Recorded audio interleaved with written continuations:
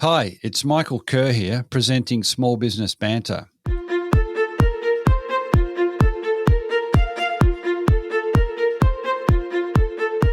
A healthy micro and small business sector means a successful economy and a more vibrant society. Small Business Banter is about helping regional business owners better prepare for current challenges, but also for the next stage of business success.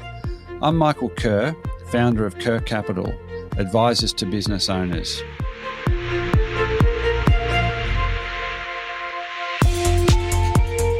Each week, I interview a fellow small business owner or an expert, and they share their stories, their lived experiences, the wins and the losses, and their best advice to help you, the listener, get the most you can from your own business. Small Business Banter is brought to you from the studios of 104.7 Gippsland FM and is heard across Australia on the Community Radio Network. And thanks also to Kerr Capital, supporters of the show.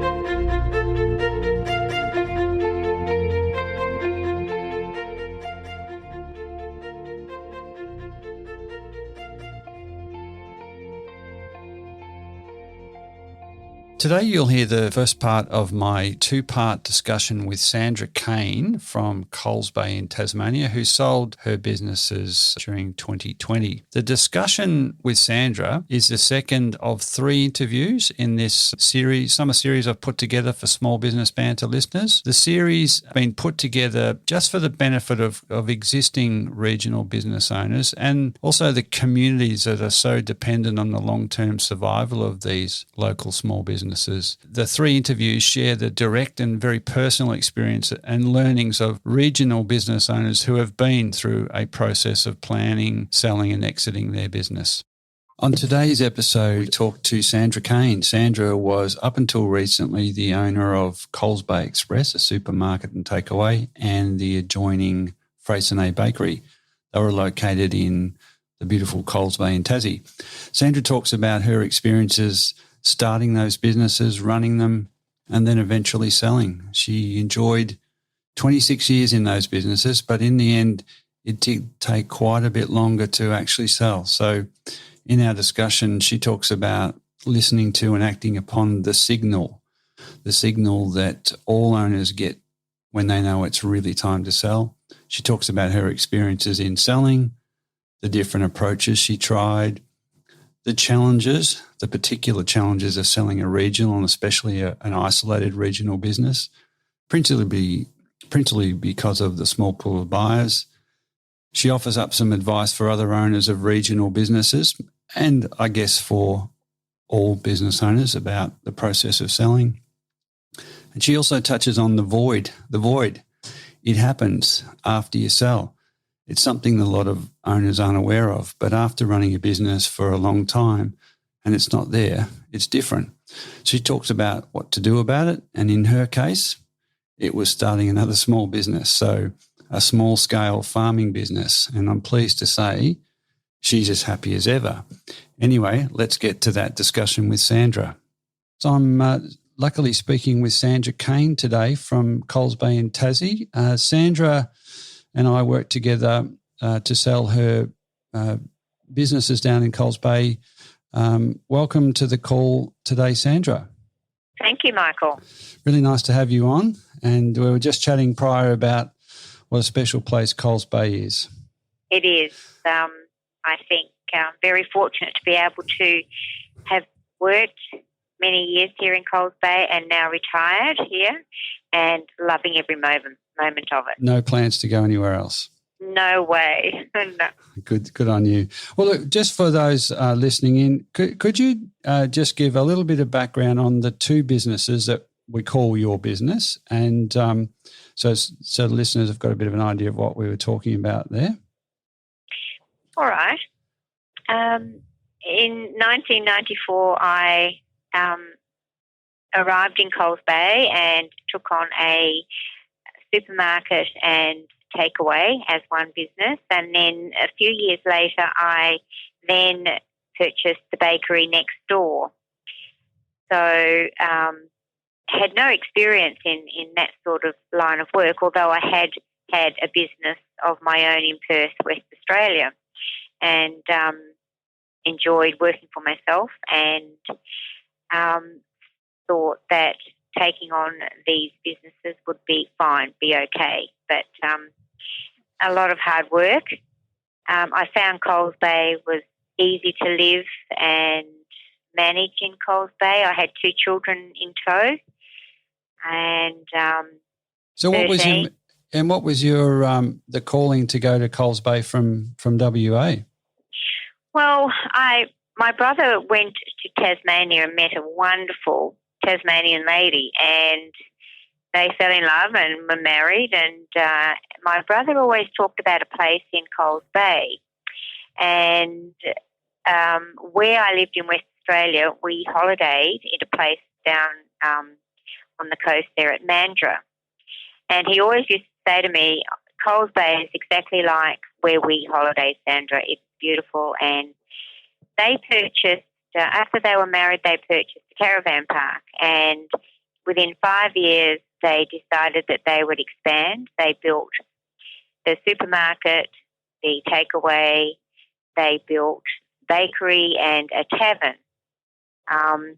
And so from the finishing of the buildings, I took on the businesses, and they run their holiday centre, caravan park, and the tavern. So that was how all that started. Okay. So, and the business you had in WA, was that in hospitality or retail? No, not at all. Okay. It was totally different.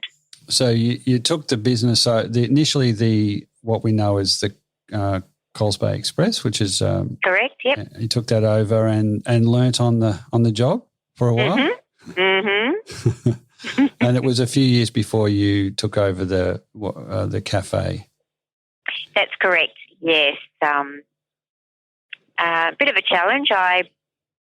My daughter and her husband decided to come to Coles Bay, and they at that time were working for me, and then we decided that would be a good plan, as she had already finished her baking course and being a baker, pastry chef, and he was an Italian, so he had always worked in restaurants.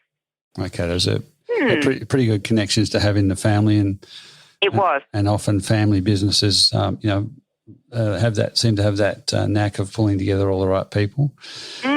So you had run a business before. I want to roll forward for the listeners. It's now 2020, and you were out of the business in officially early this year. Was that? Yes, September 19. Right. So, and we will come back to that later in the conversation. But so there's a 26 year, if my maths are about right, history of moving to Coles Bay, settling, taking over the business, and running it very successfully for a long time before deciding that it was time to do other things. So when you took over the business, what were the sort of the challenges that you faced in the sort of very short term, just to give people a bit of an idea of what it was like to move to a new place, take on a business, and with a family? Yeah, the challenge as far as running the business, and I just felt confident that this was something that I always, of course, wanted to do, was own my own business, although I had worked before, and it was my own business, but this was a larger scale. I think the isolation at first, because Coles Bay is on the Freycinet Peninsula, and it's a 26-kilometre drive in and drive out one way, and so you are quite isolated. There aren't any facilities as such, and at that time there was just my shop, the bakery, the takeaway, the tavern, and a little post office with a little store with that. So. And a lot of visitors that came, during school holidays and Christmas. Holidays. Yes, yeah. The township was basically based on shackies, as you call them, that would come down holiday, Christmas, all the seasonal Some good holidays fishing. and things. Oh, definitely, definitely fishing. We are an Oyster Bay area, and we have quite a few oyster farms in the area, and they've grown since I was there, since I came in '94, and the Coles Bay has just expanded over those 2 years. From a little place where there was just us, there's now quite a few other businesses around. Yeah. So, and by the time you were ready to sell, the business was considerably bigger than when you first Yes. There was other little restaurants and little takeaway places, pizza places, a few others. Although there was only the one fuel station, so it was to my advantage that I had the fuel. So the businesses went really, really well. I think it was the timing as well. It all fell into place around about that time in '94, '95, and Tasmania tourism opened up and started advertising quite a bit about Tasmania. So we had international guests coming from everywhere. Yeah, it was boom times. It's probably it was. Yeah, fair Definitely. to say that. Yeah. Yes. So you were notable for a few things out of the bakery, but also I think there was it the first place, it was the first town, Coles Bay was the first town to ban plastic bags in Yes, Tasmania that was or Australia? Yes, in Australia. There you go. We worked alongside with Planet Ark, and they sponsored a lot of the products that we first put in to the community on the Go Plastic Bag Free shopping bags. Yeah, it was really exciting. 2004, we became quite well known and were put on the map then again, and it was quite easy to do.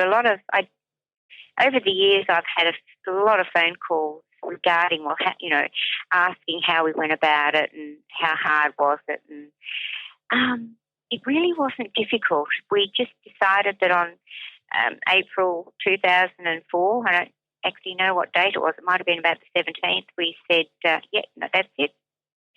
So at that time it was quite easy because there weren't that many businesses in Coles Bay, and that was it. There was no more plastic bags. So it's a great way to make decisions if you can, isn't it? With definitely a small number of people that control, but it was so good for the town, right? To be seen as a forerunner and doing the right thing against the tide. And I think Tassie was increasingly being, and still is, has a reputation as a beautiful, clean and green place. So it fitted really well. So Coles Bay has that, yes, and it's so pristine, and you could understand why we went plastic free. Yeah. It's you walk where we live. It's we see the damage that's being done, every day on the beach. It's awful. But anyway, that was a good chance to do something positive. With the businesses, you significantly grew them. What did you? What were your motivations for owning a business? You said you always wanted to own one. I'd just like to explore a little bit about your motivations for wanting to own a business and run a business. When I was a little girl, I wouldn't say that little, probably about 12 or 13, I would go to ballroom dancing, and after ballroom dancing I would meet my mum, who worked in a little milk bar at the time, and she was sort of managing it, and I would finish up at ballroom dancing. I'd go there and work with her alongside until she finished, and I did that every weekend for a long time, and I just felt quite natural there. It seemed easy. I liked the interaction with people. I enjoy cooking and making things, and I found that after a while, well, yes, I could yes, I would like to own my own business, something like this. And so actually that's where that grew from. Okay. It was a long-held desire to do something, and yes, shaped in your childhood. It's great. Yeah. So, I've always enjoyed working in the kitchen and doing things, and I found that really easy. I was quite confident. I mean, I probably wasn't the best cook, but I felt quite relaxed and quite confident. That, you cook for the right reasons also. make people happy. That's a pretty good draw. I know you know on scale it's pretty hard to do that, but having been to Coles Bay quite a bit in working with you, you know you can tell when food's got that touch. So there comes a time for all owners when they need to start to think about selling the business. You go in and you build it, and you make a living and some more, and you employ people. So you were in 1994, call it that, took on the bakery a few years later. At what point, what year was it that you started to think about life after business? I think reaching about 55, I decided that I was reaching 60, and businesses started to pop up around me, and competition's great, I have to admit. I think you have more drive, and you look around and see about what's popping up around and what's out there and how you can improve your business. But a lot of change was happening as well because we had a lot of international guests and people coming from all over the world. The challenge of getting different foods into the area were quite interesting and quite difficult. We had to look about what else we could offer our guests, and not having a chef background and having to employ chefs as such to introduce into the businesses was always a bit difficult. Chefs are a bit fickle. I really found them not difficult to work with, but they have their own agenda, and I also had my own agenda. So for between 5 and 6 years, I was then introducing a lot more into the businesses because of the guests, and people were looking for a bit more. And food changed a bit. All the food gigs came about, and a lot of people were looking for something different. So that was a great challenge, and it was to that point where that would take a lot out of me, and all of a sudden at 60 I decided to say, I think I've had enough. It was, so you really, the business was still going well, but it was more complex definitely. And you've got a few years under your belt owning it, so therefore you think, well, because you breed cattle and you've got accommodation, you've got other things. Yes. So that's how long before or between that sort of first thought of, gee, I think it's time. Was it before you took a first step to doing something about it? And what was that first step? Originally, I decided to put notices on the front of my businesses. We had notice boards, so we had the real estate boards and chalk boards. The community boards. And yes, and that was always there. And so I decided to just put a small ad up and leave it there permanently to see, just for a matter of interest, really. And it was probably on the board for a few years. But I think in rural areas, especially in seasonal rural areas which we are, the average time it would take to sell your business was 3 or 4 years. So I was ready to go the long haul, and I'm thinking 4 years, well, okay, I better start thinking about doing that. And but after a time, maybe 12 months, 2 years, I decided that this was not going anywhere. There were interests. There were young couples, young bakers, or a baker would come in and look at the bakery, and because I was selling them separately, or you could buy them the lot, the bakery was the most popular at the time. And but at the time, finances were very difficult for young people, and found that a lot hard to channel it into the right areas to sell that business. The supermarket was extremely easy, because a lot of people would come in, but they would just ask a lot of questions. And the people that would come in and talk to me and want to know about the business, it was all about the community and what was available in Coles Bay for families and, retirees and that sort of thing. Coles Bay doesn't offer any facilities at all. We don't have schools, or we don't have built-up areas, a lot of places where you can be entertained as such, what the city offers. The city offers so much.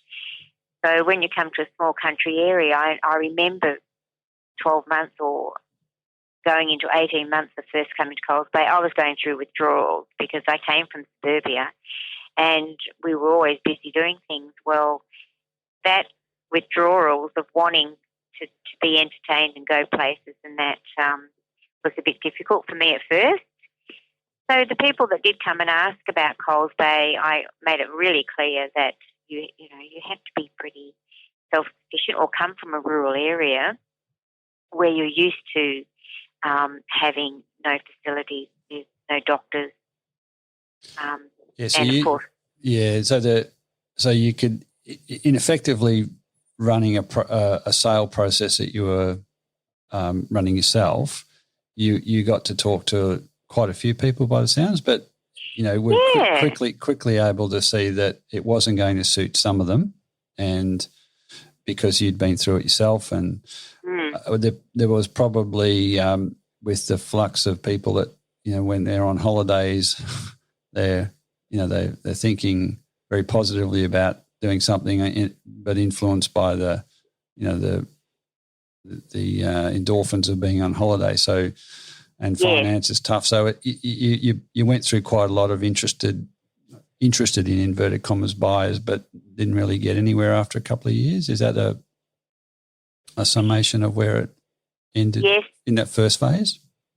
I gave up and decided that it was very difficult. And, to sell that sort of business, having the portfolio together obviously needed a lot more work on it. And so then going professional after probably 2 years and advertising and getting everything done by someone that has the experience,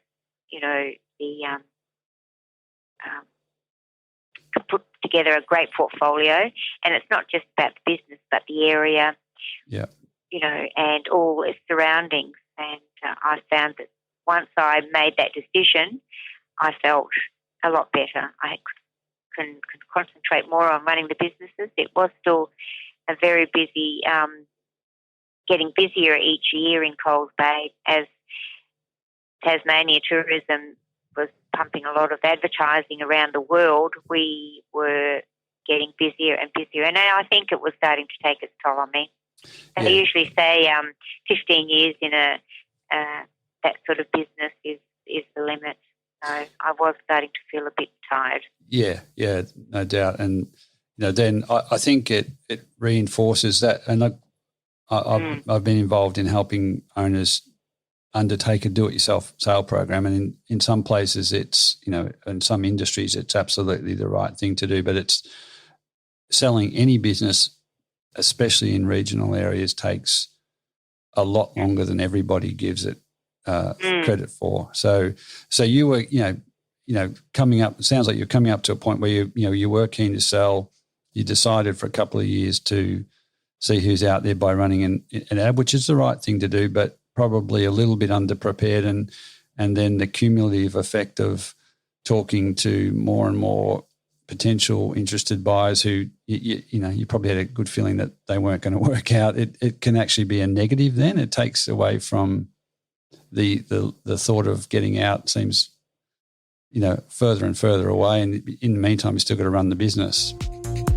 I hope you enjoyed and also learned something from that discussion I just had with Sandra. The second and final part, including a wrap-up of key learnings from her experience, will be played when we are back in the studios on January the 8th. And following Sandra's two-part interview, and to conclude our summer series on the experiences of regional business owners and the challenges they have with selling, I'm going to feature a two-part interview with Russell Spokes, who, with his wife, owned Maggie's Kitchen in Queenscliff. They elected to take a different exit route from their own business. So Small Business Banter is now taking a short break. The next couple of weeks will feature replays of popular past episodes, and we'll resume again on the Saturday, January the 8th. All the best for the season.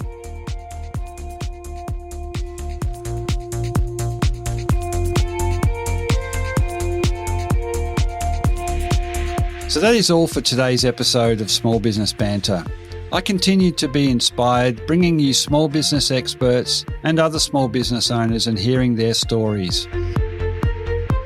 If you want to listen to any past episode, jump onto your podcast platform of choice and search Small Business Banter. There you will find a diverse and fascinating collection of small business owners and experts openly discussing and sharing their experiences. For any of the links, resources, or information we've talked about on the show today, or to contact me, please head over to smallbusinessbanter.com, or you can find us on Facebook and Instagram. And it would be great to have you tune in the same time next week for another episode of Small Business Banter.